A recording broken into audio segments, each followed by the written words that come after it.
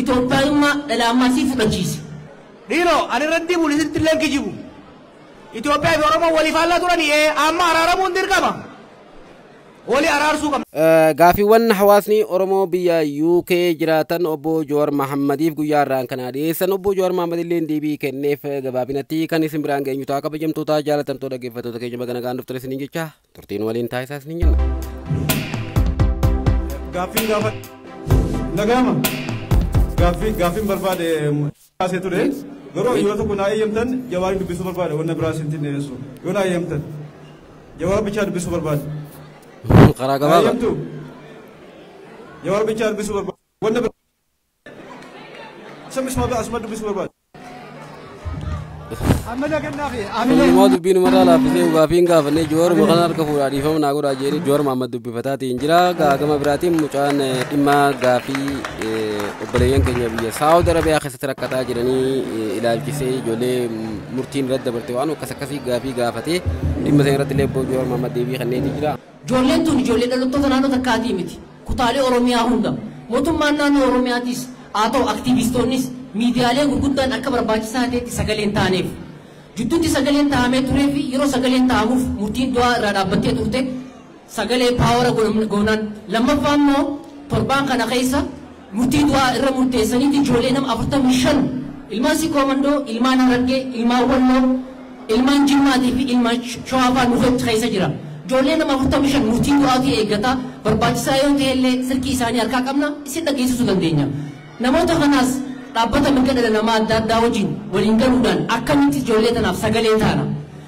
Biyya alaa kana keessatti heddummaannee akka galaba deddeemurra sagalee namaa ta'u. Lubbuu ijoollee tanaa haa baraaruun ja'a hawaasa bal'aa biyya keessaa biyya alaa waamichaan isinii godha. Lubbuu nama takkaa durarraa oolchuu kan rabbitti illee filatamaa waan ta'eef arra anaa fi isin hundi keenyaa'u biyya kana jirra dimokiraasiin jirra. Obboleen keenya yoo nuti akka ilmaan Oromootti waliif hin haadhoofne eenyu waliif haadhoota. Yoo nuti waliif sagaleen taane eenyu waliif haadhoota. Kanaaf hawaasa bal'aa dabalatee obboleessa keenya Jawaar dabalatee illee waamicha atis mataa keetillee karaa dhaabbata mirga dhala namaatiin ijoollee tanaan sagalee taatee fi atillee gama rabbitti kan ilma namaatiif hin dalagin kan rabbitti illee hamaa asirra deemu jira hamaa kanarratti illee rabbitti cayaasii ta'an ja'a tokko kana inni lammaffaa waa'ee gandummaati. Ini lammaffaa waa'ee gandummaati. Gandummaa tana keessa yeroo dubbachuu barbaadu manguddoo qabsoo nu dura turte warra arraas lubbuudhaan as keessa nu keessa jiran hundaa galateeffachuu barbaadu. Maaliif bara isaan umrii dargaggummaa akka keenyaa kana gandummaa nu ture. Arrallee nu keessa jiranii karaa isaan nuusaa kan dhiifneeti karaa naggaadee siyaasaa nuusaati. Karaa gandummaa keessa deemnee jirra.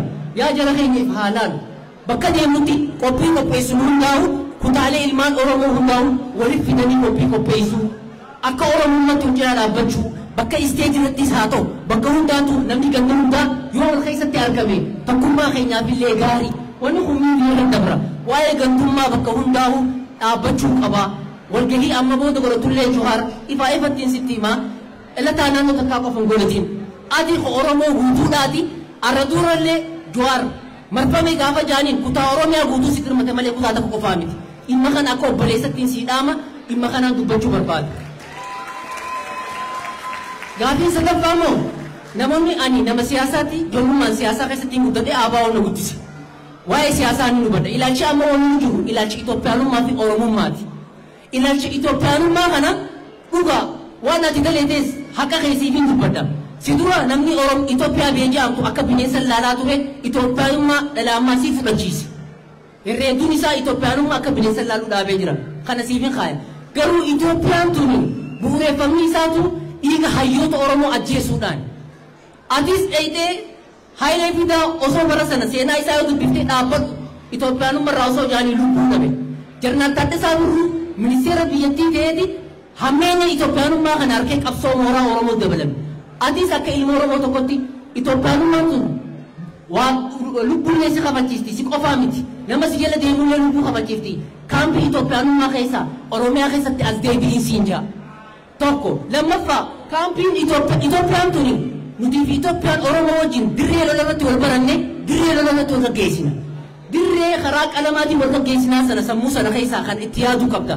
Karaa qalamaatiin jaarraa abbaa gadaa waaqoo guutuu dhaamsiisaan jaanuuf gahaadha nama biraa ilaalachuun nu barbaachisu kanaa jechaafuu dhimma kanallee akka ilma oromootiin siidaadha siyaasaa dubbannu keessatti illee waa'ee gandummaa akka baafannu sinaama galatoomaa ulfaadhaa.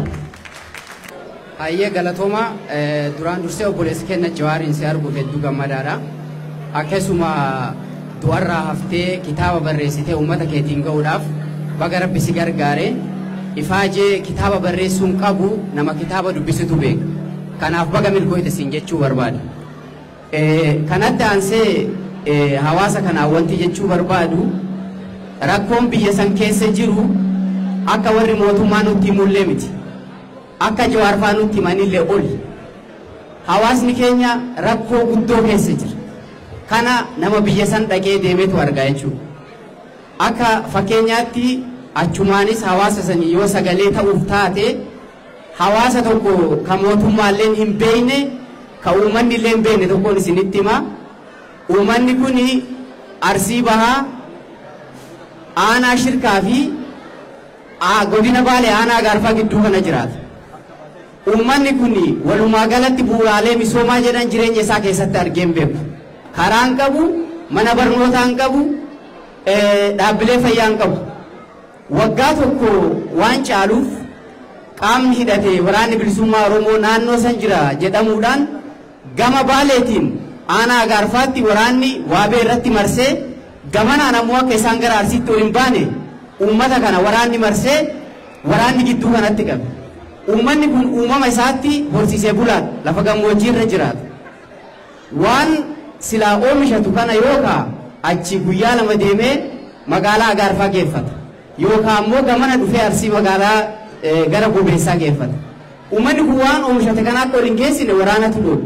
Gamasiin gara Gaarfaa kan geeffanne waraanatu loolu. Uummanni kun dargaggeessi jiru kun baqatee magaalatti gale. Kun baqatee gara Sumaaleetti yaa'e. Kun bosona. Namni achitti hafe ijoollee fi manguddoota qofa. Namni isaan beeku jiru. Naannoo sana akkuma isin jedhe bu'uuraaleen misoomaa waan hin jirreef nama baratee sin qaban, nama isaanis dubbatu sin qaban. Uummanni kun guyyaa waraanni mootummaa waraana bilisummaa Oromootu karaa kanaan bahe jedhee goojjoo isaan qaban irratti gubu. Halkan ammoo qaamni hidhate dhufeetu waraana bilisummaa asii nyaachi waraana raayyaa biyyaa asii nyaachiftan jedhee uummata kana darara. Rakkoo kana keessa jira uummanni keenya. Kuni fakkeenya xiqqaadha. Kana akka quba qabaattan isin jechuu barbaade. Kan itti aanu ammoo this a personal question yoo barbaadden deebisaa barbaadden dhiistaa. Ijoolleen gaaf dur lubbuu keessi baraarte. Sila har'a nullee si arguudhaaf carraa rabbii ta'e malee itti gaafatamummaan isaanii ijoolleen sun maalirra jiranii hagamta akka quba qabdaa waan jedhuufi horii buli dagaaga.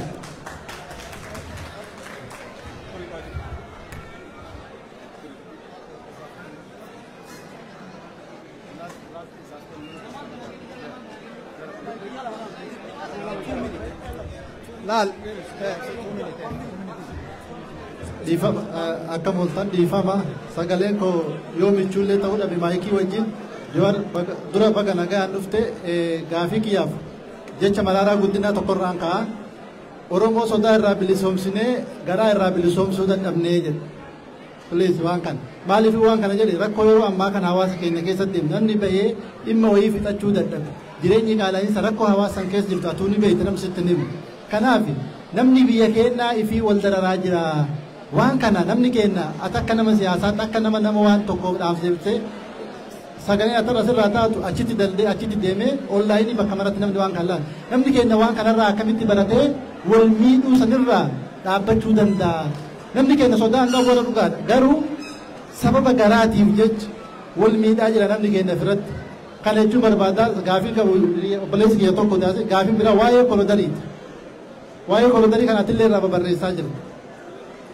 Waan kana akkamitti ilaalta please gadi qabii sirriitti irraa waan kana warri mootummaallee amma dandeettutti dhiibbaa godhiiti. Namni warri kararraa waa qabu miidhame akka jirutti namni waa duraa kararraa qabu karaa irratti bal'isanii maal jedhanii manniin irraa diigamee dhumee jira. Waan kana please hamma dandeettetti dhiibbaa godhiiti uummata keenyarraa yoo dandeette dhaabsisi. waalamii kana qofa si jechuu barbaada taa'imii sirraa fudhadhu jedduu asirratti wanti jechuu barbaadu ani Iskootlaand irraan dhufe hawaasa Oromoo Iskootlaand jedhamu jira Gilaasgoo irraan dhufe ijoollee baay'ee keessarraa koomunitii Oromoo Iskootlaand jedhamu jira hawaasni illee jira nu quba qabaadhu gaaf tokko achirra siyaamuun kennan oolu kana nu quba qabaadhu siin jedhu.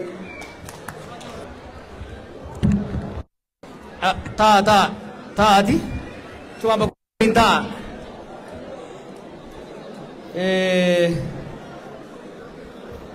gaafii ayyoota gurmeessuu jettaniini iyyaadina itti dhufna ka gurmeessine jirra isin ka madura mul'atu qofa agartaniimi hedduu jira bar hedduu gurmeessine hedduu jaaraa jirra ni mari'annaa hunda wajjin mari'achaa bilcheessaa deemna falmii ayyoota jidduu jirus falmii hogganoota siyaasaa jidduu jirus hin jibbina nuti ummata gadaati ummata dimokiraatawaadha yaadaan wal waqaruu wal falmuun karaa kanaa miti karaa kanaa sirri jecha kanaa miti jecha kanaa sirri jedhanii wal mormuun rakkoon qabu garuu teenyee waliin waqarru deemaati dalagaat wal falminaa jechuudha kanaaf san hedduu yaaddeenaa itti deemna kophaan deeminaa kayyattu kophaan deemin kayyattaniif an takkaa kophaa ta'een beeku hoggaan dhaladhuus ijoollee hedduu wajjin dhaladhe amma immoo miliyoonota wajjin deemaa jira warri Jawaar kophaa deemaa jee naa yaaddoftanis yaada gaarii yaadurraa kakaatannaa gala warri kophaa deemaa jee tuffataus warra isaan duraatirraa haa beeku takkaa kophaa deemeen beeku yaada ummataatiin deema ummata wajjin deema kaleessa fa'a xiqqa turre arra sirna keessaas sirna alaayis biyya keessaas biyya alaayis hojii dippilomaatis bal'ootti dalaineeti deemaa jirraa sun hedduu isin yaachisini jabaannee deemna waan hedduu miidiyaadhaan dubbachuu waan hin taaneef keessa abboota keessa wajjinis hogganoota keessan waan haasanii jira waan hojjetamaa jiru jira san hedduu yaaddeeyna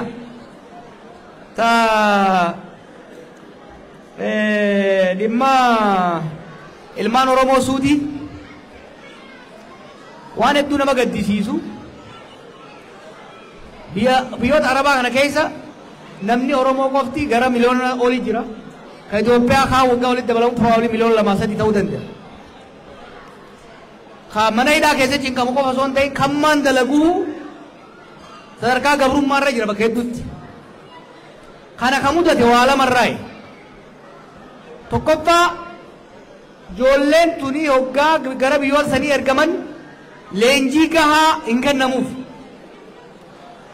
afaan Arabaa barachuudha qaban ture dandeettii skills ogummaa qabaachuu qaban turan ijoolleen tun osoo leenjiin osoo hin qophaa'in kana dallaalli karaa adda addaatiin erguu hin baanuwan kan ministeerummaan ergaa jiru ijoollee tana mirga isaanii osoo hin barsiisin dandeettii osoo hin uuminiif afaan osoo hin barsiisin waan erganiif biyya sanitti sadarkaa gabraatti jiran lammiilee biyyoota adda addaatti biyyoota Arabaa kana keessa dalaga isaan keessaa kaffaltii gadaanaa kan argatu miidhaan hamaan kan raga'u lammiilee Itoophiyaati jechuudha tokko erguu irratti wanni jiru jijjiiramuu danda'uudha qaba deengaddaas bika tokkotti haasayaatiin ture nuti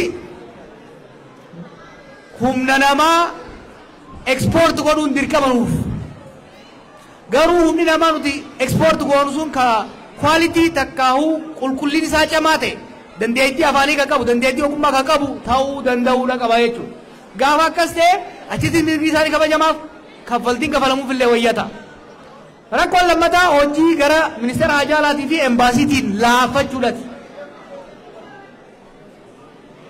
warri biyyoota Arabaa jiraattan ni beeytanii sadarkaa olaanaatti warri kafalamuu warra Filiippiinsi fi Indooneeziyaadhaati jarri kun embaasiiwwan isaanii Suudiis ta'ee Kuweetis bakka biraa jiran hojiin isaanii number 1 mirga hojjettoota kanaa kabachiisuudha jarana wanni mootummaan mirga hojjettoota kanaa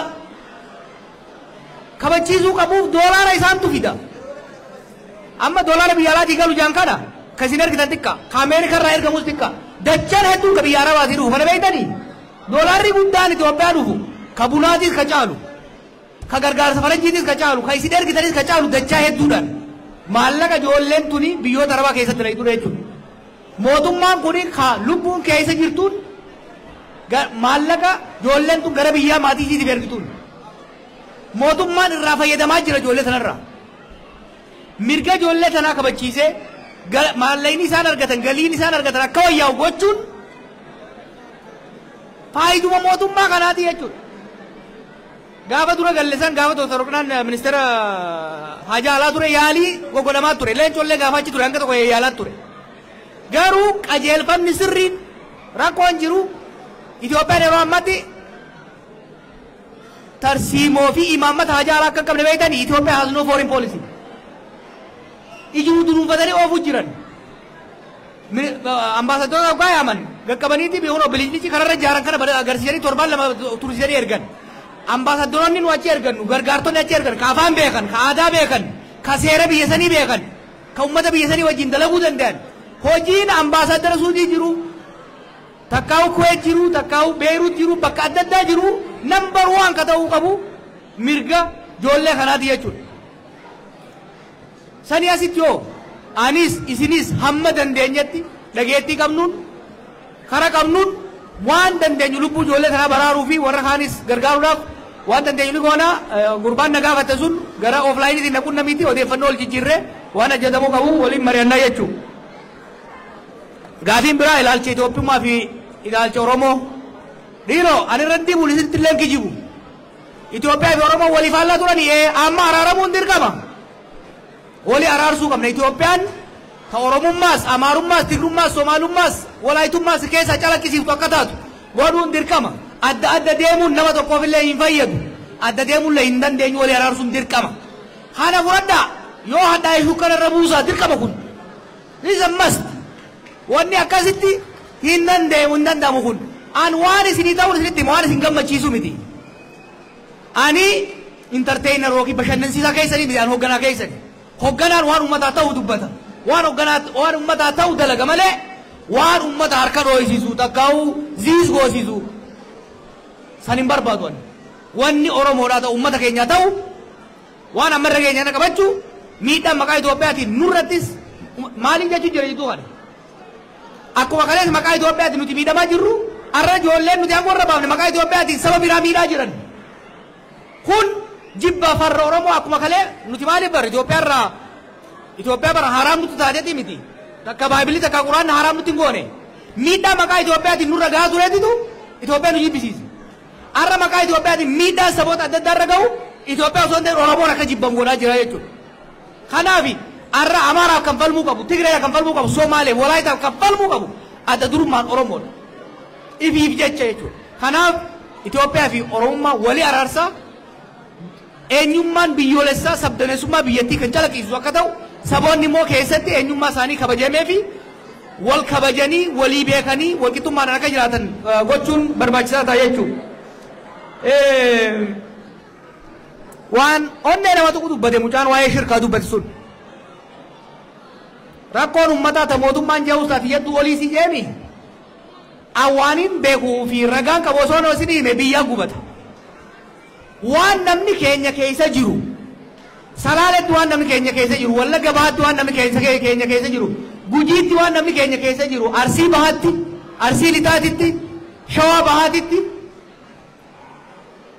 wallahi namni Oromoodhaa namni biyya sanii akka ammaa kana takkaa dararamee salphatee hin beeku.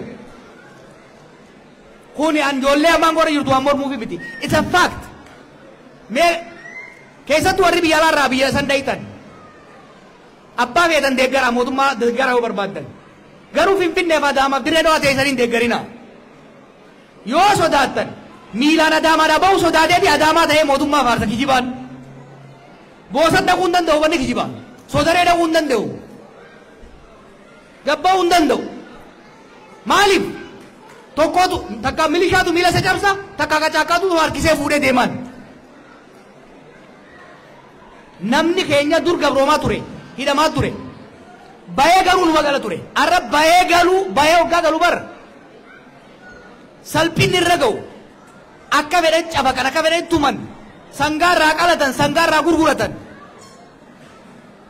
Wanni dubbachaa jiruufis salphinni kuni keessattuu zamana Oromoon biyya bulchitutti ta'uunsaa qaaniidha jechuudha itti qaanfachuudha qabna. Itti qaanfachuudha qabna jechuudha. Kan ammoo jijjiiruudhaaf saba hundarraa kaasuudhaaf. Laal lolli kuni oromiyaa deegala tigree dhaqee amaara ga'e amma somaalittis gaffachaa jira kanaaf salphina sababa lolaatii fi rakkoo uummanni keenya naannoo isaatti keessa jiran obboleeyyan kiyya sagalee argataa hin jiru dhugaa dubbachuudhaaf akka malee rakkina keessa jiran gaara keessa jiran kun faffacee magaalaa garaagaraa keessatti bakka isaan kadhattuu ta'anii waan adda addaa iyyanii magaalaa sana keessa deemanii kadhatanii viidiyoon garaagaraa bahaatii jira jechuudha. Sababa garaagaraatiif namni keenya achirratti rakkataa jira amma haasaa kana keessatti obbo Jowaar Mohaammed deebii bareedaadha kenne garuu sababaan turkiitiif citee waan addaan baheef addaan sirraa muramee dhiifamaa nuuf kolchaa isiniin jecha viidiyoo guutuu isaa kan kaameraan marameetu jira guutuun qophii kanaa kan isiniif gallakkifamu ta'a ammasiifu kanuma waliif daddabarsaa hedduu galatoomaa isiniin jenna.